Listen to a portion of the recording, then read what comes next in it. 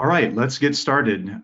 Thank you everyone for joining. This is the Beyond Points on a Map, Adding Business Value with Location Intelligence webinar. This is a continuation of our Natural Resources webinar series throughout 2020.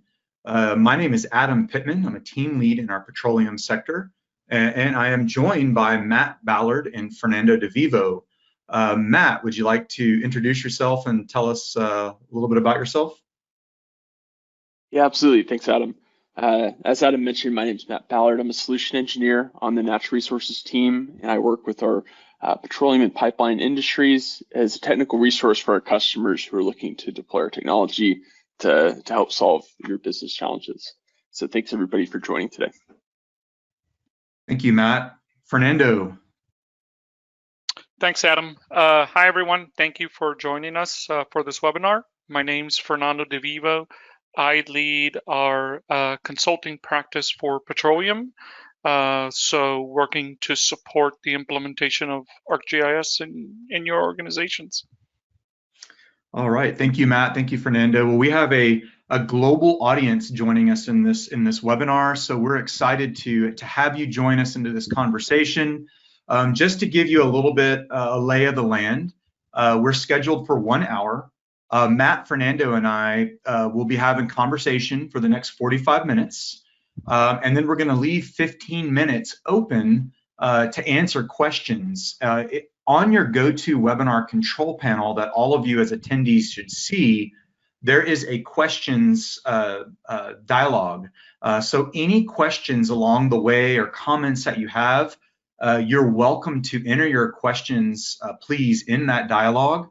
We have a couple folks from the Esri team on with to help answer those questions. So some of you may have your questions answered as Matt, Fernando, and I speak. Others will be flagged so that we can come back and do our best to answer your questions at the end here for the last 15 minutes or so. So please use the questions dialog box. So as far as the outline for the topics that we're covering today, there's really 4 things that we're looking to discuss today and provide resources that may be able to help you with your geospatial problems and implementation at your organization. So moving down the list, we'd like to help you unlock new sources of value. There's a lot of streams of information out there, and all of them have a spatial component. So today, Fernando and Matt and I will walk through some of the examples that we've seen, not only in the petroleum space, but across the greater natural resources space globally. We'd also like to share some of the experiences that we've had that may help you better communicate to the business. Specifically around return on investment and how geospatial technology can be used to make an immediate impact, and maybe some tips and tricks on how you can quantify and measure that for your organization as you look to support your internal customers. The third, Fernando is going to walk us through how his team helps our customers develop and deploy geospatial strategies, which are often overlooked in the greater IT scheme of things. And so Fernando is going to talk about that. And lastly, we want to share some ideas around building a brand with your organization. This is something that we've got a lot of requests on lately, and we have some good examples to share with you. And we feel that it's a nice, it's putting the bow around the whole thing. If you're able to do steps 1 through 3, building a brand is really going to help you.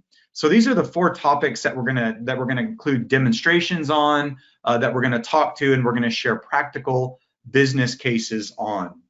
But as a reminder, we want to share with you that the power of location and a location intelligence platform can be used and supported across the entire petroleum value chain. So, many of our petroleum customers have been with Esri almost 40 years, many 25 to 30 years. And yes, our roots have always been within the upstream space. We are seeing, especially this year, a rush into new areas of the business where geospatial technology is helping to grow and expand the use of the technology to support business initiatives. So whether that be operational efficiency, health and safety, social responsibility, or commercial applications, we're spending a lot of our time helping our customers maximize their investment in Esri technology across the entire product lifecycle. So many of the themes that Fernando, Matt, and I discussed today, although we are focused on petroleum for this particular webinar, these go across the board. So they're industry agnostic. This is a map that I actually made years ago. It's a common map that many of you may have access to. And to kind of take a little play off the title of our webinar, Beyond Points on a Map, this map certainly represents a lot of points on a map. And what kind of things might you pull from a map like this? Well, in this map, I could ask some of you and you would come up with health and safety applications. You might come up with ways, which has been a really hot topic for us this year, how to reduce operating expenses, how to improve the way you support remote operations, or how you handle and support logistics workflows throughout your organization. And those of you who have been with us throughout the year in our webinar series have seen us support these different lines of business. So we will be sharing these PowerPoint slides with all of you. You'll have access to them as part of our post-webinar follow-up. And there are links for each of those webinars in here. But the webinars that we've done so far this year are in direct response to the types of questions and inquiries we have from our customers, things that we're asked to support. So more recently, Scott Newlis and I supported enhanced logistics for operational efficiency, where we walk through those workflows. Jeff Allen and team supported asset management, specifically within pipeline.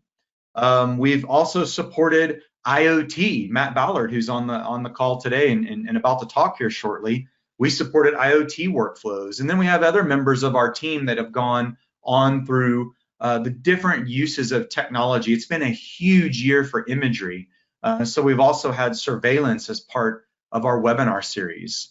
Now, our point is that right now, you all are leveraging Esri technology to support these business operations and take the workflows that you're doing beyond just points on a map to support whatever your business customers are asking you to support. So I think now is a great time for me to hand it over to Matt. Matt, if you're ready, go ahead and take over whenever you like on the screen. Matt's going to walk us through a demonstration of what we mean by that in taking your points far beyond just points on a map. All right, thanks, Adam. So I'm going to talk about two of the trends that we're seeing in the industry that Adam was just talking about, where you can use GIS to really build a solution that focuses on business and takes information products beyond points on a map. Increasingly, as was mentioned, we're seeing companies look for technology that reduces operating costs. And in oil and gas, two of those areas where we're seeing results in significant cost savings in the OpEx realm are logistics and route optimization. And then the second one is remote operations. So remote operations is all about doing as much work as possible remotely to save time and money spent on resources in the field, while also being able to monitor more comprehensively your operations than has ever been done before. And then secondly, as I mentioned, routing and logistics optimizations, right? And this is all about, for those workers who are in the field, how can we help them do their work most efficiently? So let's go ahead and look at these two examples. Here on my map, what we're looking at is our operating area in the Permian Basin. I can see a number of different routes which have been optimized for our users to minimize how much time they're spending driving. Each of these dots represents a work order from a work order management system. And these routes here tell me who's assigned to them, and I can tell where they are along their routes. Now, in the field, users receive turn-by-turn directions from their mobile device and fill out digital forms that help to indicate when they've finished their work. And as a dispatcher back in the office, on the left, I see a quick list of all of our field personnel who are currently working, and I can quickly identify them and see where they are within their schedule for the day, whether they're behind schedule and how much work they've done, as well as their current remaining schedule for the rest of the day.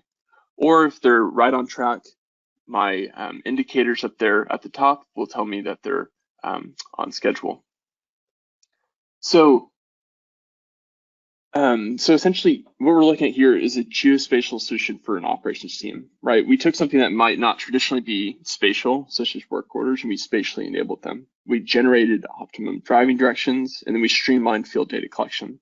And for a manager back in the office, they have a comprehensive dashboard that oversees everything, right? So as we talk to customers, what we're seeing though is that they're able to deploy this, but where we see the most success is when they align solutions such as this one to highlight the value that's really important for the business unit that they're supporting, such as operations. Here, we're able to reduce driving times, but how do we translate that into those key performance indicators that the business understands, right? So by optimizing our driving routes, we're able to clearly reduce the total amount of miles spent driving. But we're able to also see different additional benefits to this, right? So this decreased miles driving, it translates immediately into fuel cost savings, but also from a carbon neutrality perspective, we can decrease CO2 emissions. And from another cost perspective, we can reduce how many vehicles are being utilized and find opportunities to reduce our fleet size.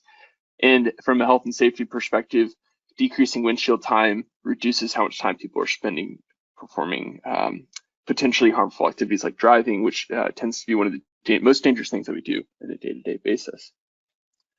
So by aligning with the business value, we translated something that was inherently geospatial into KPIs which speak to the business. This is how we're finding the greatest amount of buy-in from the business with our customers who are successful deploying this technology.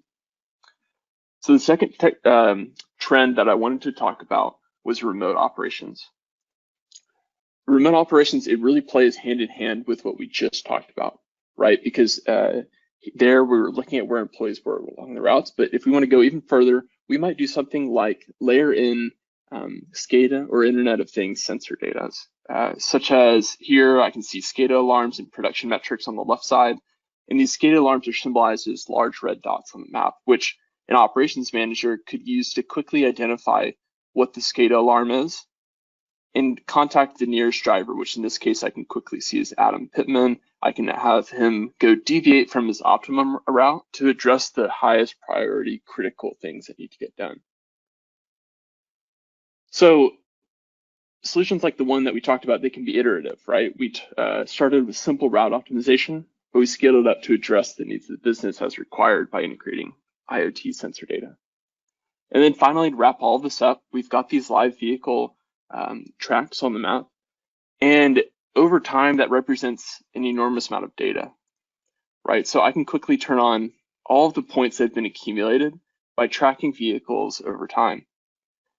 Here on my map, I see those aggregated into bins. And this really goes back to the title of the webinar, which is about beyond points on a map. We want to think about how do we turn massive amount of data and turn it into information that we can use to help the business.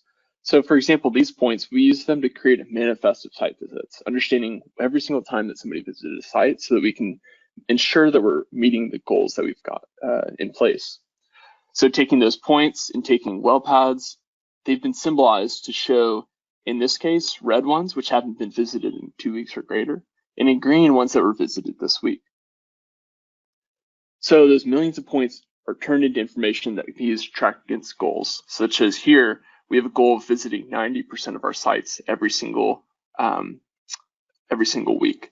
And if I zoom back out to all the different operating areas that we've got, we can track against these different ones and understand, for example, this Big Spring operating area is on the decline as far as meeting these goals. Whereas in this Mid-Kiff operating area, we were able to implement route optimization and see significant improvement aligned with our goals. So in summary, we started with route optimization, a really powerful GIS solution, integrated with a work order management system that translates into really defined business value. We aligned that with the business and thought about sort of the comprehensive value of a solution like that. And we enhanced it by layering in new sources of data that help support remote operations. And then lastly, we talk about how do we turn those points into more than that and turn them into information that helps align with the objectives of the business, measure performance, and make better decisions. So with that, I'll pass it back over to Adam and take it from there. All right, thank you, Matt. I'm going to bring my PowerPoint back up. Thanks for the demonstration, and you summarized your takeaways pretty well here that cover these points. But I think one of the big things about the demonstration that you showed that absolutely focused on business value and a simple but powerful visualization. A map was a component of that, but probably the more important thing there was like, what were those points on the map telling us? And I think you represented that very well with the charts and the graphs around that. And that's very much in line with what someone in the business might be asking from our attendees on the call today. And you absolutely brought in several sources of value inside these dashboards and spatially enabled those. So thanks for the demonstration, Matt, there. Let's kind of move into the next item. Number 2 on our list that we started with is a little bit more focused on talking business. And what do we mean by that? Because this is something that we support our customers on quite a bit, and that we have to think about. And if there's one thing I'd really like you to think about or take away from this, it's the title here, that applications may not be as important as the results.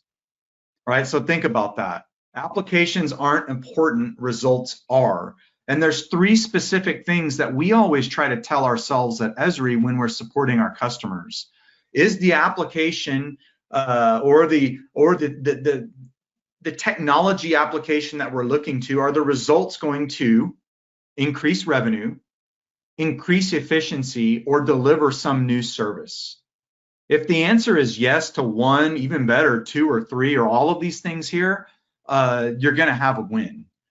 So the business folks are usually coming to the GIS teams with a question, and we need to be a little bit conscientious of that. And I can tell you on our end, we have to think about this at Esri quite a bit.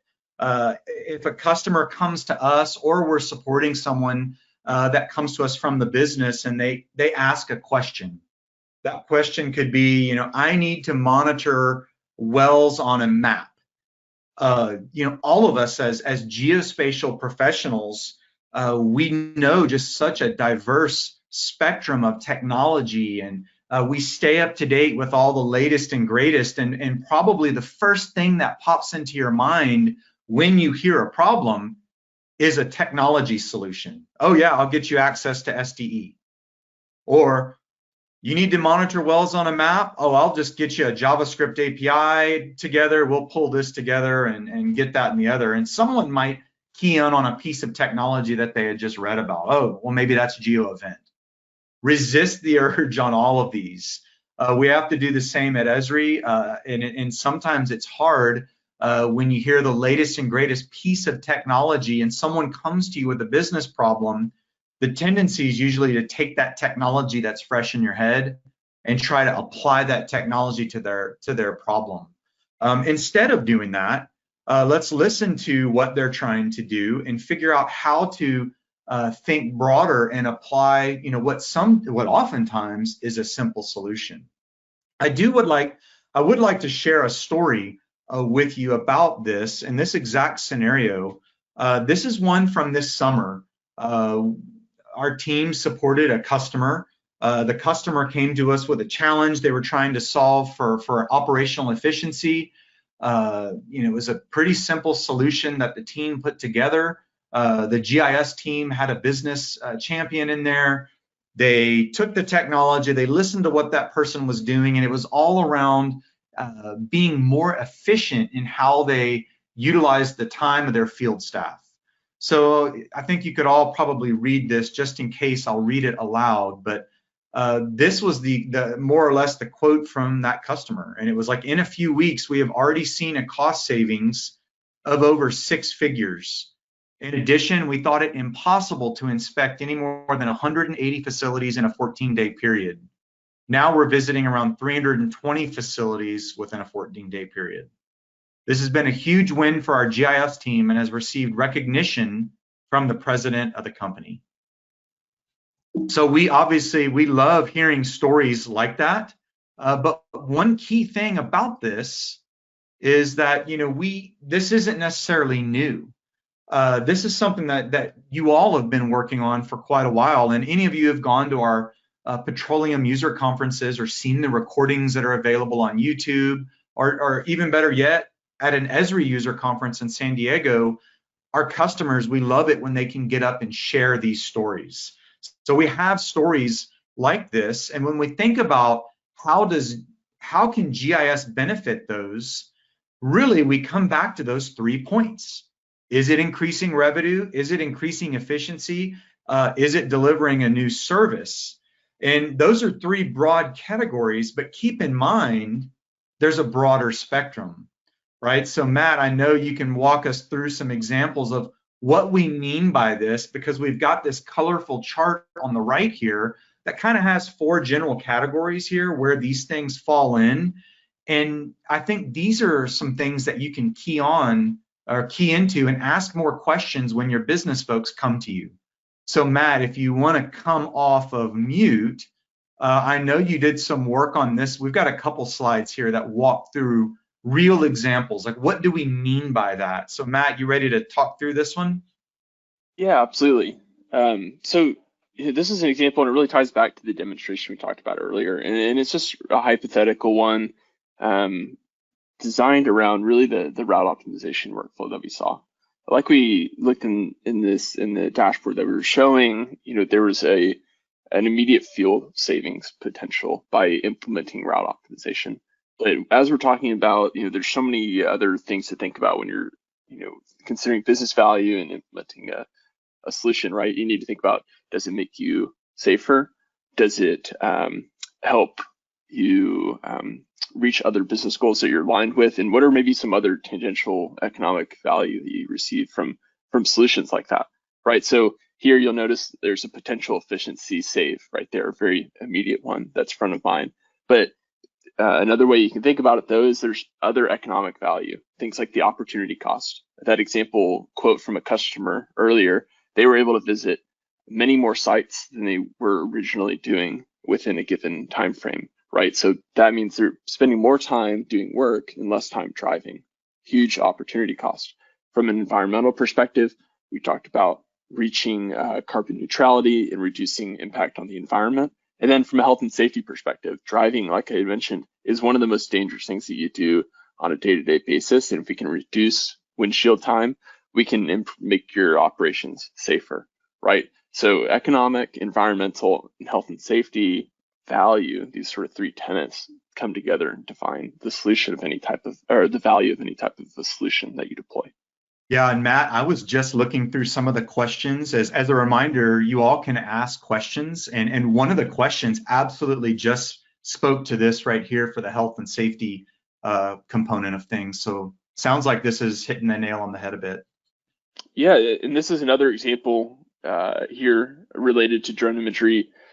I echo what you said. Those questions, they really do align. And if you take this example, Imagery is supporting our customers in the compliance perspective, right? So capturing more up-to-date imagery, enabling you to look for issues where compliance might impact your operations, ensuring compliance with all the different regulations.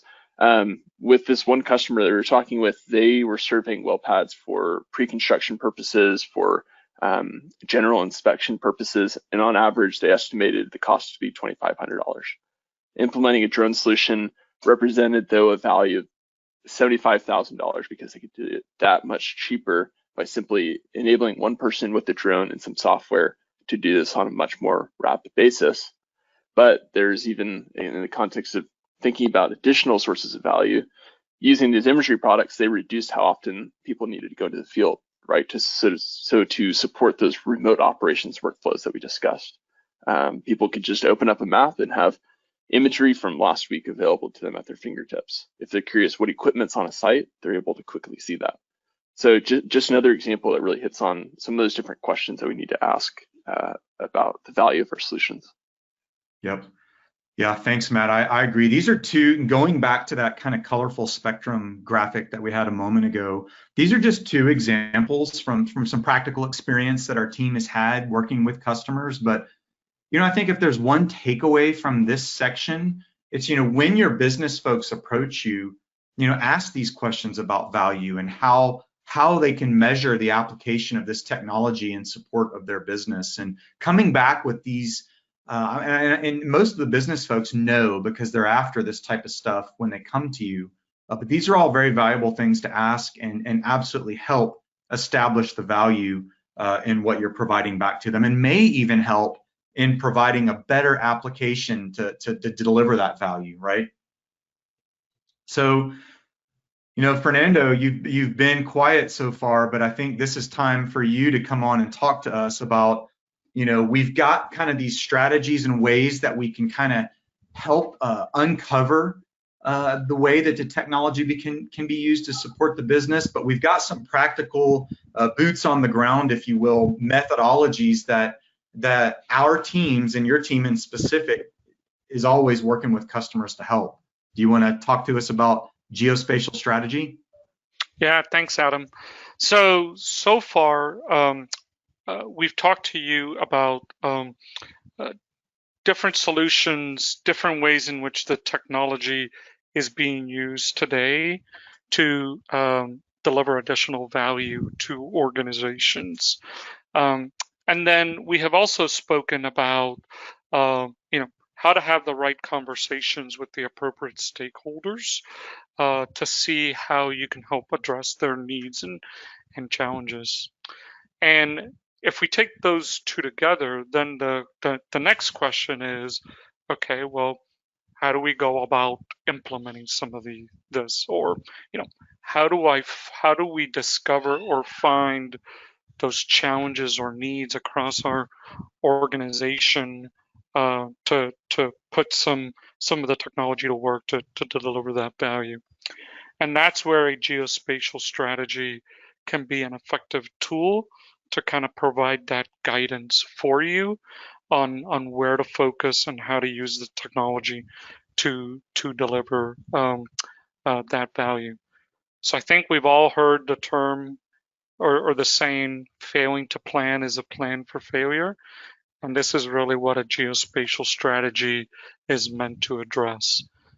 It's a top-down approach that you can use to identify ways in which GIS and geospatial capabilities can help your organization achieve the goals that you have and attain the outcomes that your leadership has identified. And such a strategy takes into consideration a number of different components, such as the people required to support it, the processes in play that need to be in place for that strategy to be effective, and then ultimately the technology that would be needed to power the end user solutions that you would deploy.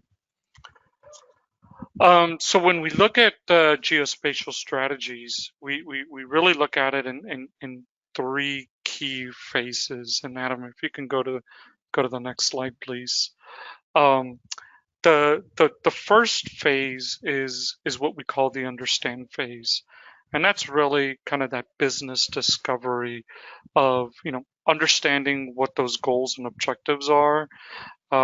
What are the business imperatives that your leadership is pursuing, and then most importantly, identifying what the desired outcomes are and what success looks like. So we've shown a couple of examples of what outcomes could be in terms of cost savings or increased revenue or gains in efficiency, but really kind of having a defined formula and metric and numbers to put towards those challenges and needs, so that you can create sort of a benchmark of, this is our current state, and then ideally this is what our future state would look like.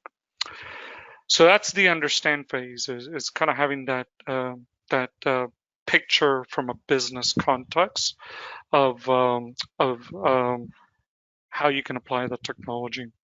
Then the second phase is kind of then moving a little bit into planning, taking those goals, objectives, those imperatives, and then distilling them down into how the geospatial technology and capabilities can help address those unique needs. And then finally is acting upon your plan.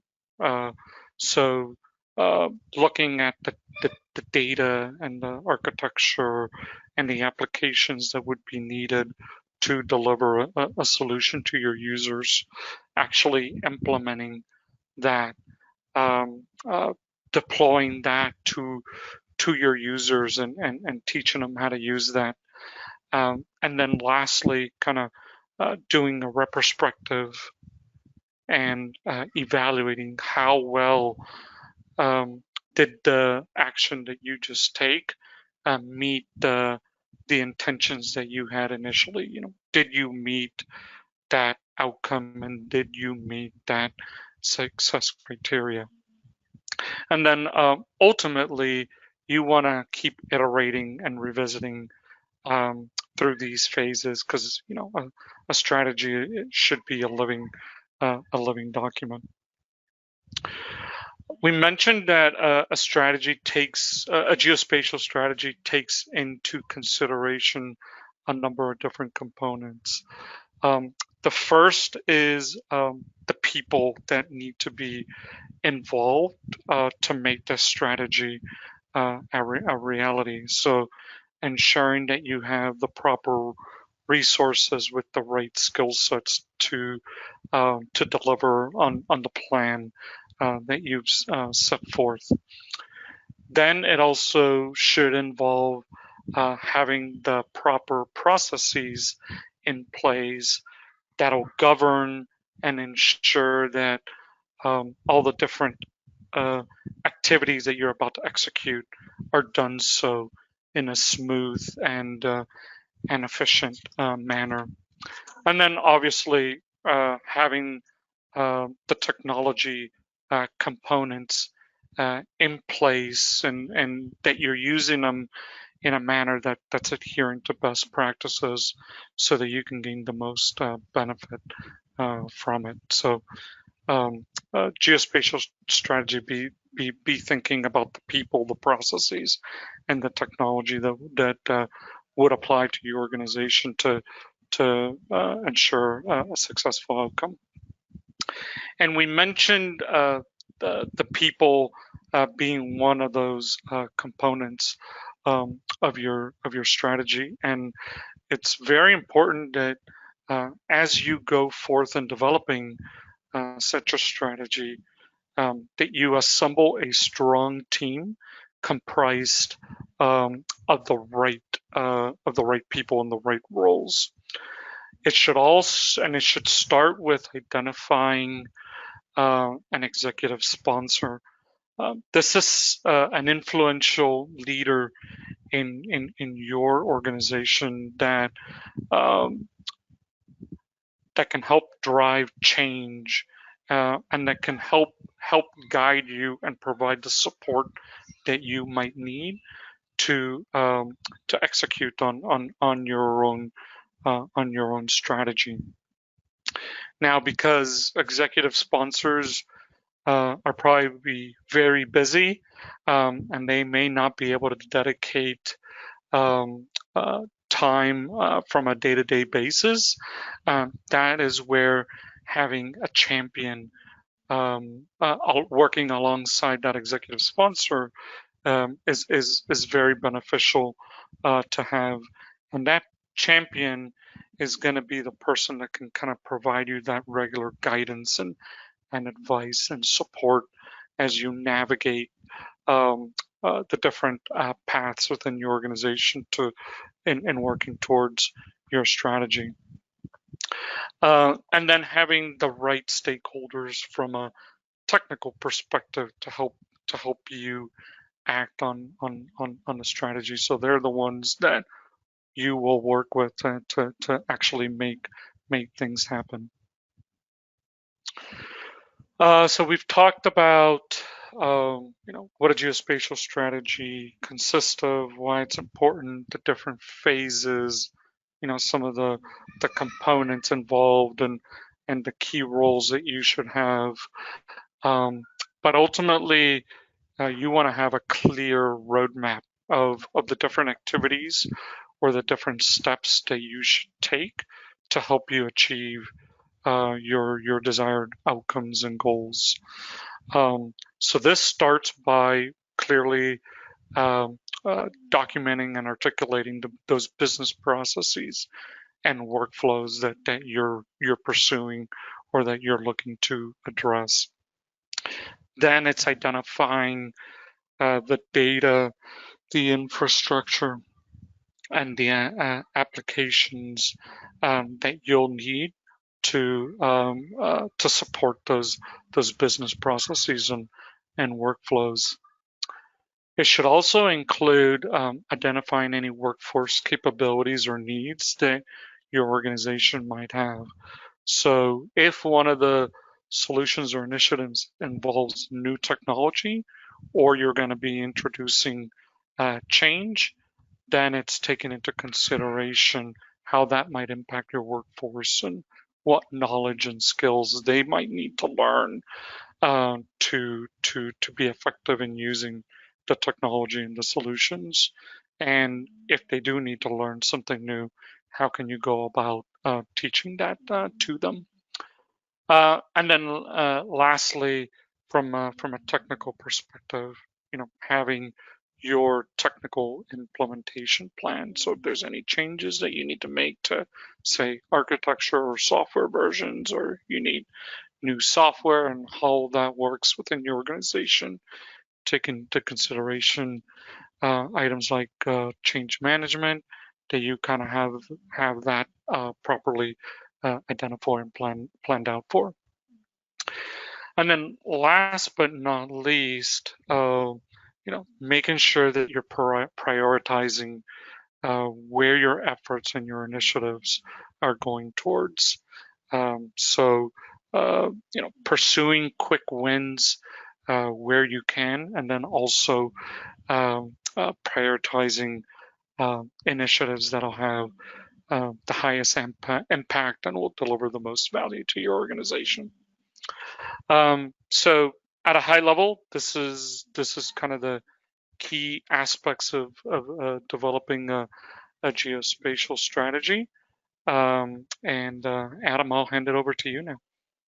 Yeah, thank you, Fernando. I think one of the important things to think about, and it's our fourth and final topic before we do one more quick demonstration and open up for Q&A, is that you can follow all of the things that we've covered so far. Learning how to speak the business and having your strategy. One of the things, though, that can greatly assist in helping you communicate this across your organization is building and developing a brand for your geospatial. And what do we mean by that? I put together this slide, and I hope it communicates my point. Last year in a Where Next article, we had an oil and gas customer, BP, share their 8 lessons on digital transformation. These are some of the things that they've taken just from their own experience in deploying a global geospatial platform. And I pulled from this. This is an article. We'll have the reference in the slides that we share with everyone. But their 7th lesson was all about marketing and building an identity. And I know one of the things that they do probably, as well as I've seen any company with geospatial tech deployed do, is market their capabilities and brand themselves. Most of you have probably heard of the One Map brand. And I put this picture here in the middle of this slide. And if I could ask you, I would ask all of you, hey, tell me, what is this thing in the middle of the screen? And you would, I don't know, probably all of you would come back and say, no, that's a Coke, that's Coca-Cola. Well, it's a representation of that, and at BP, that's what OneMap is. The business customers around BP that use OneMap, they don't know what Esri is, they don't know what GIS is, they probably don't care. They just know that if they go to OneMap, that's where they answer their location questions. If they need to find something for location-based anything, OneMap is their one-stop shop. So they've done a really good job of that. And here's a couple examples. I've got an animation here from a site that Matt's going to show you something very similar in just a moment. But if you look at the top, here's a screenshot of one of the OneMap promos. You know, their tagline is "One Platform, All Functions." So if I go back to one of the earliest slides that we had in this webinar, we talked about how this technology is applied across everything, and that's how OneMap is branded. You know, one platform to sort all functions for mapping, reporting, analytics, all of it. Another customer who's trying to do this and promoting this is the Kuwait Oil Company, KOC. And this is actually pulled from their Instagram feed, where they were actually promoting their maps portal as a one-stop shop for all things location for their company. So building a brand and marketing what you can provide to your business can be very impactful. And just to kind of show a quick, I guess, a demonstration of what we mean, Matt, you want to take over for the next couple minutes before we wind it up and show us what our folks can do to help build a brand? Yeah, absolutely. So I'll go ahead and share my screen. And so for many of you, what you're seeing right now, it's probably very familiar, right? This might be the place that today your users go in order to find data, maps, and applications. In order to build a brand, though, what we've heard and seen from our customers is that you need more customization to really cater your GIS to your end users and to your customers in the business. What you can see now, if I switch over to this other tab, is how we've been able to build more tailored websites that can serve as the central repository for all things maps and geospatial, but also much more. So at the top, what we've done is we've created a brand. We call this the ABC Petroleum Atlas, right? So it even has a logo up here at the top that helps end users recognize this platform. So this is where you'd fill in your own corporate branding and logo and the brand that you develop for your own geospatial platform. We, as I scroll down, provide users quick tools such as to find data or a quick little lesson on how to use the Atlas, right? So the first thing you might do is find data, which we provided up there, build and use applications, perform geospatial analysis, and answer questions. So anybody who comes here knows what they can use this platform for beyond just looking at a map that they might do today. We continue to provide individuals their most commonly accessed maps and applications here in our featured gallery. And these apply to the entire business. So anybody in the business could open these and very quickly see the maps and interact with them. But at the same time, as we talk about catering to specific use cases and business units, we also provide access directly to more tailored pages, such as for an investor relations group, a midstream group, our exploration team, or operations, right? So if you think about the examples earlier that we looked at, those were all operations focused. So let's go ahead and jump into the operations page. Here, I get tailored indicators that are relevant to my interests as somebody in the operations group. So I get a rig count for the Permian Basin, our current company's rig count, as well as different featured maps and applications, ones that cover things like fleet management that we saw earlier, route optimization, and remote operations. And I know that if I want to quickly access a simple map that helps me answer really quick questions, like clicking on an asset to quickly pull up all that attribute information for it, right? I can come into here and immediately see the map from my tailored operations page.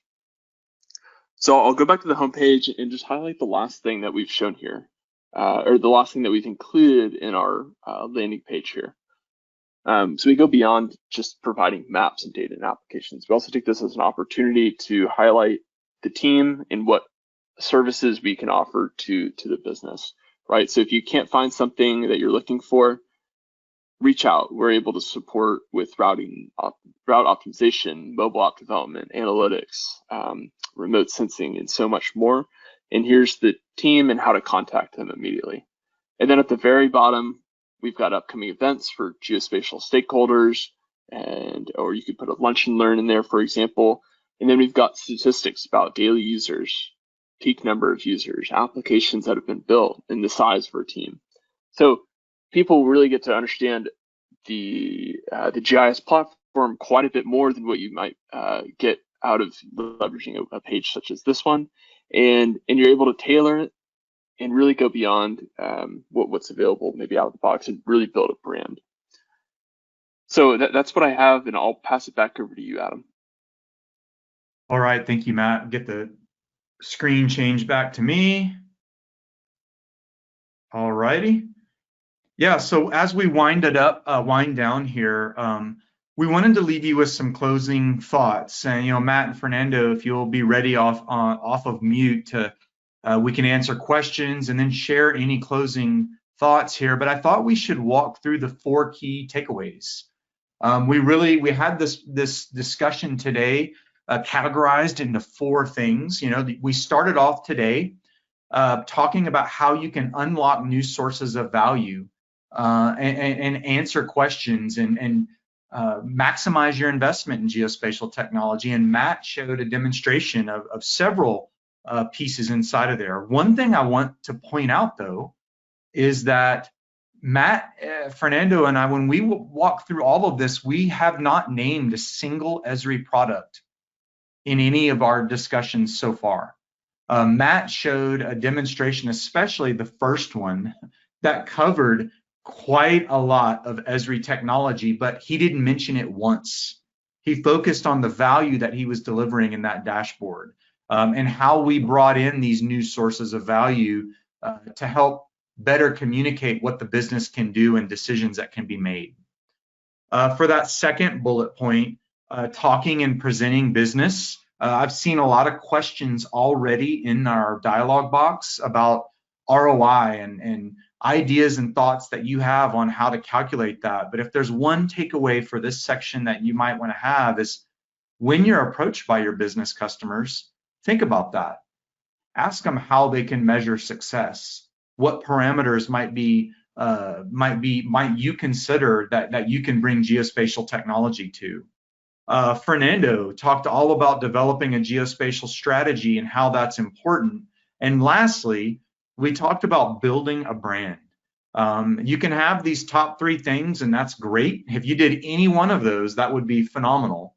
But if you've got that 4th piece and it's just the icing on the cake, the bow on the package, where if you can establish and build a brand, not only is that going to help you service your business customers, that's also going to add almost immediate value for not only what you can provide to the business, but how the business can maximize from geospatial technology. So Matt, Fernando, I just did a quick wrap up before we open for Q&A. Fernando, do you have any closing thoughts or anything that you'd like to share here? Yeah, I was just going to add, so tomorrow's October 1st, and here pretty quickly, before we know it, it'll be January 1st. So this is actually the perfect time for you all to start looking at how you can build a plan based on some of the concepts and ideas we've shared today to help your business, and your organization throughout the rest of this year into 2021 and beyond. All right, Matt, anything that you would add before we go to the question and answer? No, nothing for me. I think it's a great time to transition over to those questions. We've got some good ones coming in. All right, well, let's do that. I'm going to separate this question panel from here so I can read these a little bit better. Matt, I guess the first one that jumps out to me and seems very relevant, especially with what I just said, and I'm thinking this is going to be addressed to you, Matt. It says, what technology did you use to build the website for the brand? And I'm guessing Yeah, that was the last demonstration you just showed.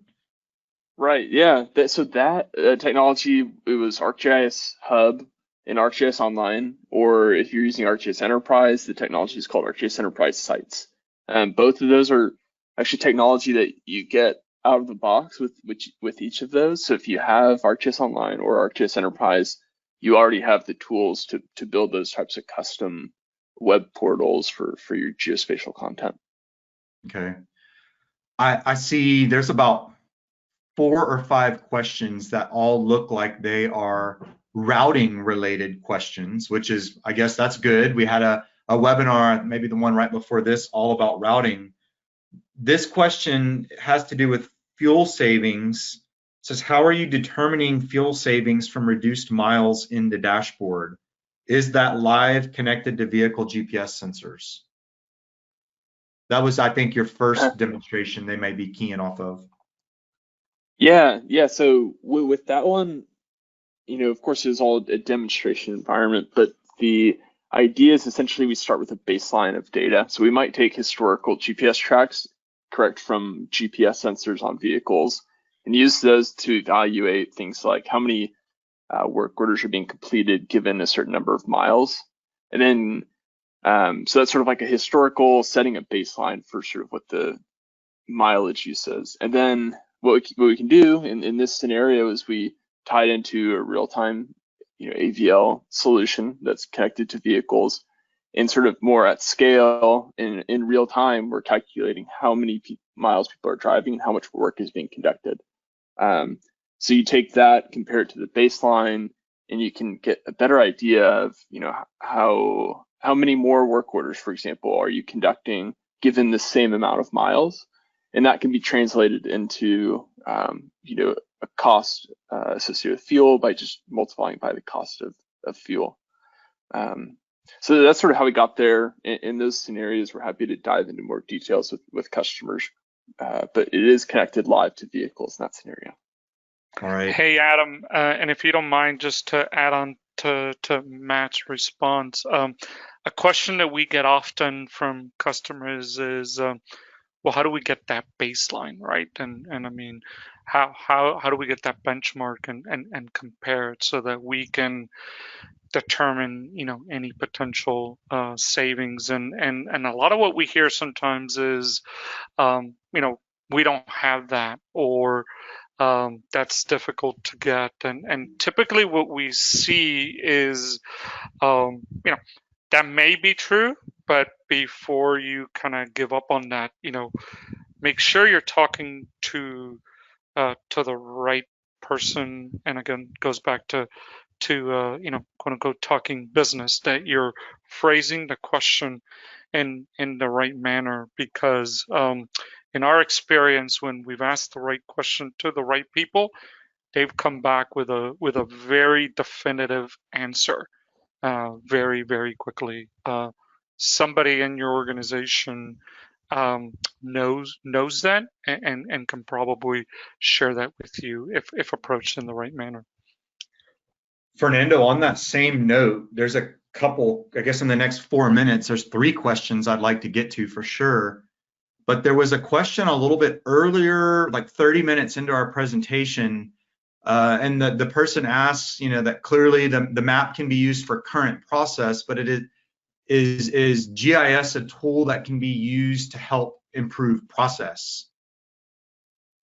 And I don't know if that keys in, Fernando, on the people process technology side of things, but I mean, I don't know exactly who the 3 of us would take this, but absolutely, I would say GIS is a tool that can be used to improve process. And I think on the services side, I believe we see that quite a bit when we come in and provide an impact on how we can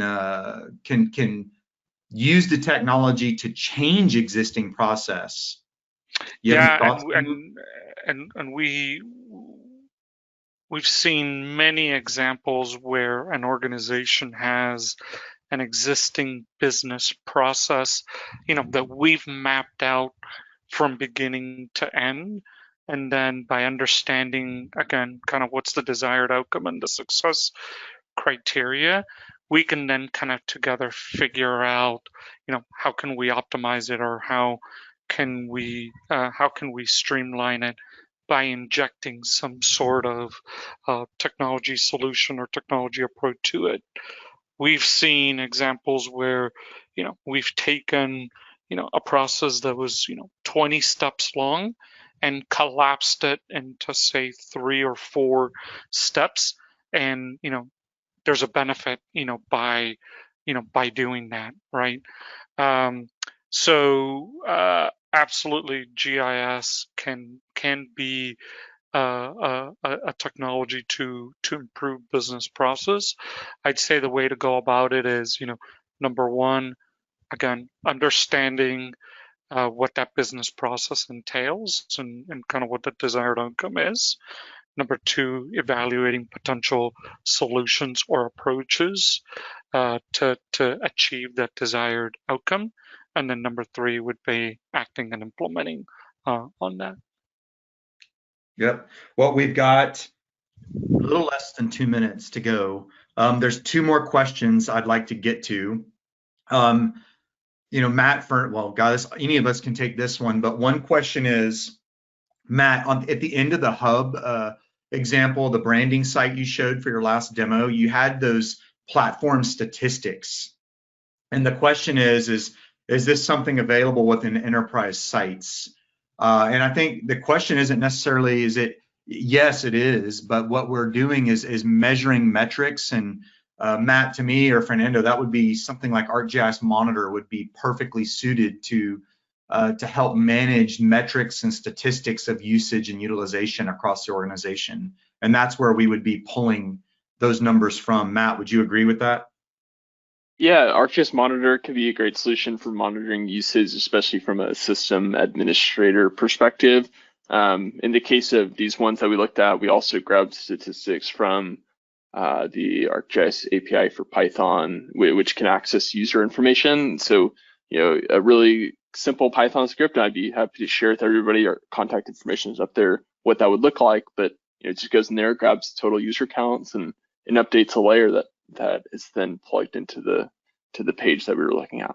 So a little customization required, but very doable. Thank you. Well, we are right up on the hour, so I think we need to end for our recording. We do have quite a few questions, and we will respond to all of your questions if we didn't get to them. Thank you for asking. Thank you for joining the webinar today. We hope you have a great rest of your day, and we look forward to visiting with all of you in the future. Our contact information for Fernando, Matt, and myself are on the screen now. Please reach out to us, send us an email. We're happy to help you directly or help you get to the right resource to help answer your questions. Thank you all for joining our webinar today. Take care. Thank you.